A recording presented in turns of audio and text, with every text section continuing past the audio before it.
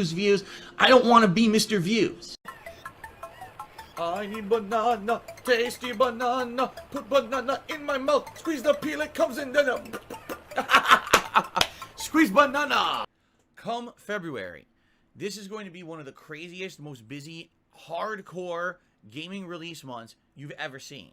Just off the top of my head, we got games such as Sifu, Dying Light 2, Horizon Forbidden West, King of Fighters 15, and Elden Ring. And that's just off the top of my head. I actually know that there's more than just those 5 games coming out in February. But even if there weren't, just those 5 games are going to bring people out to YouTube and other places to see people playing these new games, right? There's going to be people who maybe have not been around for a while, and they're going to come back to the channel because they're going to want to see me play these new releases. There's going to be people undoubtedly coming in and subscribing to this channel to be able to comment here on the streams, right? And be notified when I'm posting up new videos of the new games. So, we're going to have an influx of attention on DSP Gaming over the month of February, okay? And I expect that as long as I continue to put out entertaining content and I stick to my very dedicated streaming schedule, that hopefully we'll see a big boost in viewership and hopefully subscribers in the month of February.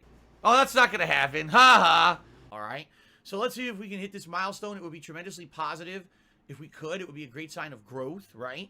I really feel that if YouTube would institute some of the positive changes they've promised for this year, such as better moderation options, gifted memberships, and the like, that a lot of these things could dramatically improve the streaming experience. But right now, they haven't implemented any of them. They said they're coming in 2022.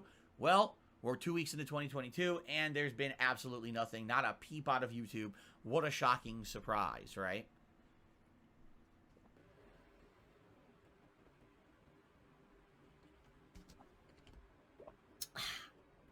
Man, whew, this pure grain alcohol is really strong. I love it.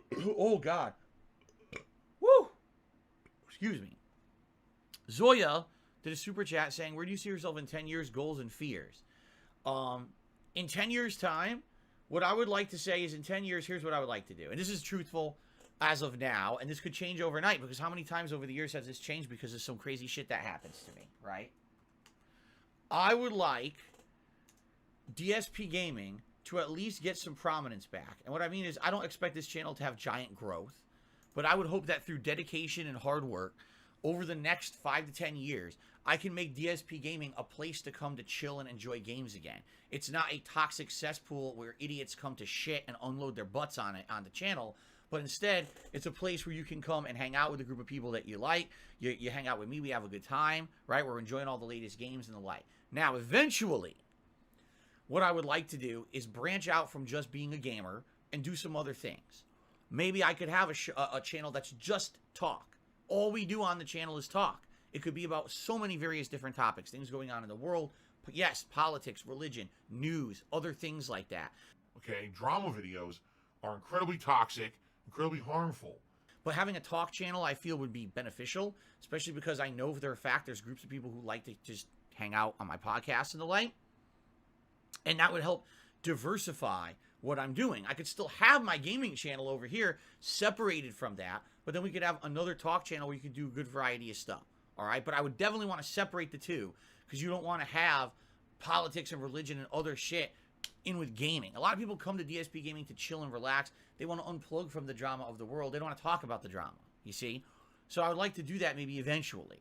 That's something down the line. Right now, gaming content is so prominent, there's absolutely no time or even reason for me to even venture into doing that. But what I foresee is that as I get older, all right, I'm not going to be able to do gaming as often or as prolifically as I do now. I'm going to get less hand-eye coordination. I'm going to lose my reflexes, my eyeballs. I'm going to lose my eyesight. You know, everything is going to get, I'm going to get older. This is what happens as you get older. You can't be a spry young guy ready to jump into every new release anymore. Now, I think that I'll get wiser as I get older, and I'll be able to judge games maybe even more interestingly and fairly because I'll have all that experience under my belt. But at the very same time, who the fuck wants to just tune into a guy playing video games full time when he's 50 years old? And I'm not stupid. I know that. So what I'd like to do is try to diversify the content So maybe we could split the time. Maybe half the day is gaming and half the day is other content, right? I think that would be a fair assessment of where we could go.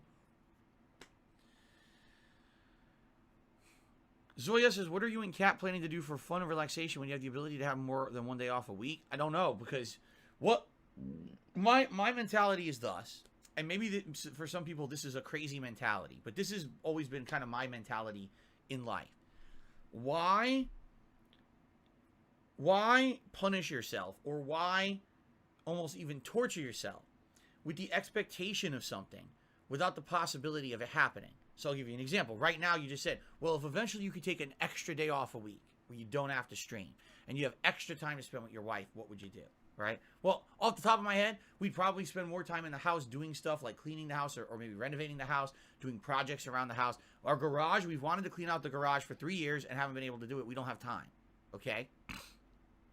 But as for other things, like, sure, would we like to plan, oh man, maybe we would like to go to the zoo, or we'd like to have a day trip here, or do this. Why do that when you don't have the time for it? Because what that happens, that creates an unreasonable desire or expectation that's not going to get fulfilled, and all that's going to do is make you sad that you can't do it. So for me, I'm a realist, and I'm like, well, if there's a possibility of something good coming, then I'll think about it. But if there's no possibility, then why even bother? Because all you're going to do is make yourself feel disappointed and sad that you can't do it. So I don't. I just say, okay, I'm happy with the time I have with my wife. We make the best out of it. Maybe somewhere down the line things get better financially and I can take an extra day off a week, which I would love. That ain't coming right now.